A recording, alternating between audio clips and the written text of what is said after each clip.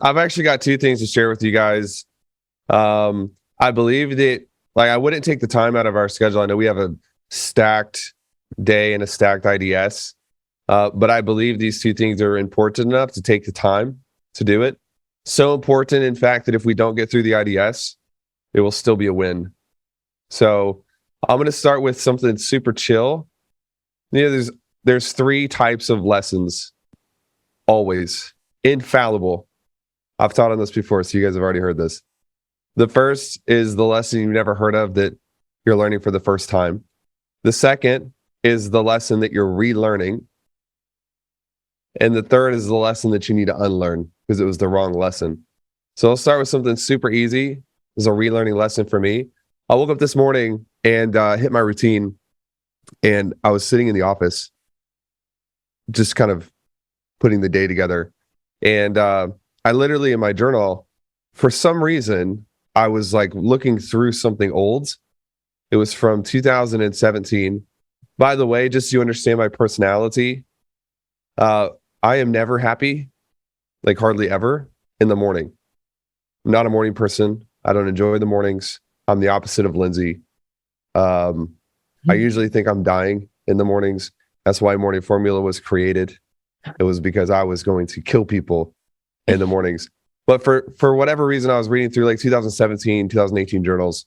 Sometimes me and Peyton will send messages back and forth, screenshots from when I was a young CEO and Peyton was a little and couldn't get sales on the board. And we would have a week where we would make $9,000. Peyton, you know what I'm talking about? Or the other day, Peyton sent me a message from his day one. And it's him sitting at Starbucks and he's like, well, Taylor just showed me how to do a calendar. It was like how to organize a calendar. Yeah, crazy. If you're not journaling on a somewhat daily basis, you're going to miss so much stability. But anyways, I'm journaling today, and I had this realization that I had forgotten to be grateful. Just forgotten, completely forgotten. I'm normally a pretty high gratitude person. But something triggered me to think about it. And it was that book Gabe's sent you the screenshot from. He's talking about gratitude as the state of choice. So I think as a team, we have to really watch for this, because as our standards flip up, how many of you can feel me raising the standards of the organization right now?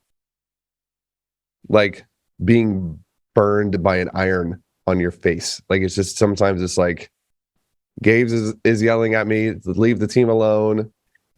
Kathy's not responding to me in Slack. Lauren's having panic attacks. The standards are going up. Get on the ship. Let's go. But it's important for me to remember to counterbalance this distortion fields, because that's what standards are, as a distortion field. Kobe Bryant is pissed off if he doesn't score 40 freaking points. That's a distortion field. We're not normal. One time, Tim Grover, who trained Michael Jordan, showed up to Michael Jordan's house. It was in the late 80s. And Michael wanted him to order all of the workout equipment. They didn't have the internet, no Amazon back then. Set it up in his house and start training the next day, 24 hours. This guy's standards are ridiculous. You guys think I'm crazy, but it's actually a standards issue. So the reminder, the first reminder is just to sit down and practice gratitude on a daily basis. It will help you. It will help me. And it'll help you deal with the distortion fields that I'm kind of bringing into the org. So raise your hand if you live in a house. Great. What a wonderful thing. What a wonderful experience to be able to do that. Raise your hand if you know that you're going to be able to eat food tonight. So anyways, I'll move off of this. But gratitude is a really good daily practice, especially when we're having a week or weekends or day. Gratitude is going to be cool. Let's talk about standards real fast. Did you guys see the comments in this post in the Notion? This is an interview with a grandmaster chess player.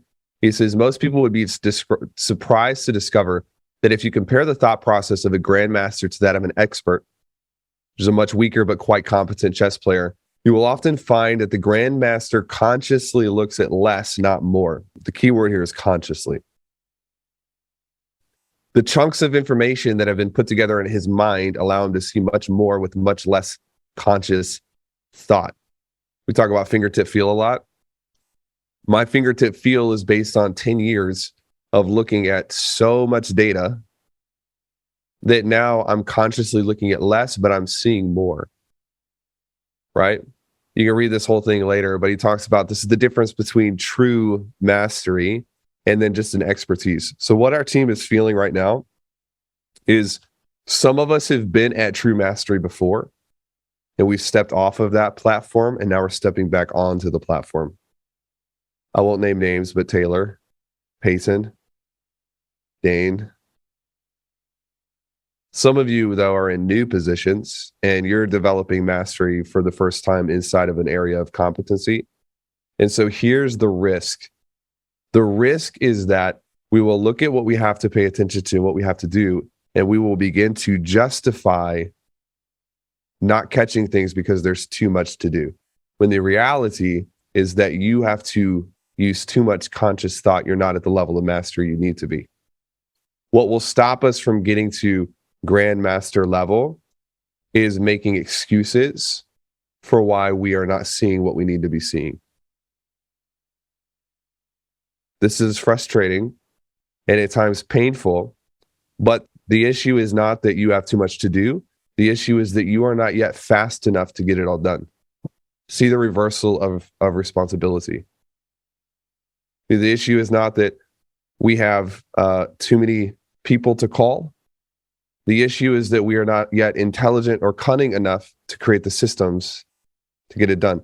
Now, whether this is totally, factually, irrevocably true or not, I'm speaking to Gabrielle because she's the truth seeker of the group. If you ever get into an argument with Gabrielle, make sure you are correct before. But it's true, we have a bend, Gabe's especially has a bend towards like, is this true, is this false? Sometimes the barometer on a belief should not be its truth, but its utility. What's the difference?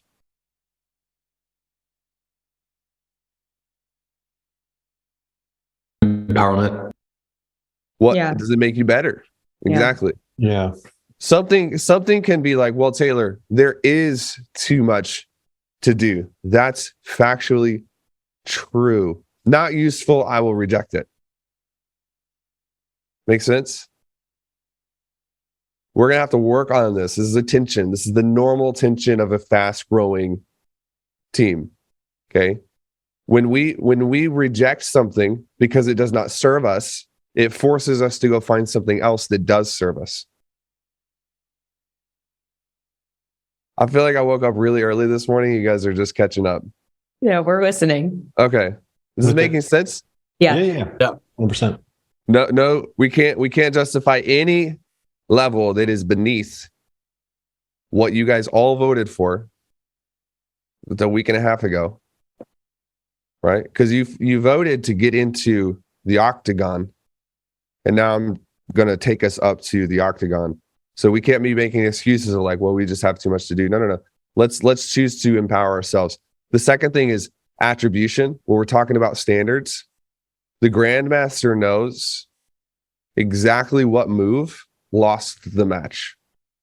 And he knows at what point he got far enough ahead mentally where he won the match. Their attribution is dialed in. Fingertip feel comes from the whole idea of fingertip feel comes from the soldiers around Rommel said he would walk out and almost like he would put his finger up to the wind and feel where the enemy was. And they developed that word around that fingertip. So we have to have attribution for everything. This is me and Mike are going to be working on this. You're going to see us come up with a lot of new things that we're tracking with clients. We got to have attribution. The thing that helps you with attribution is data. But what I wanted to share this because I want to make sure that over the next couple of weeks and months, we don't allow ourselves to get trapped into complacency. So it's important to me that you don't look at me as like, well, Taylor is just unreasonable. Yeah, I'm unreasonable. That's why you work here. That's why you're here. If I wasn't unreasonable, we wouldn't be here. It's not a bad thing. make sure you begin to share that unreasonability, reject it if it does not serve us, and then you can force our circumstances up to the level of our targets. Does it make sense?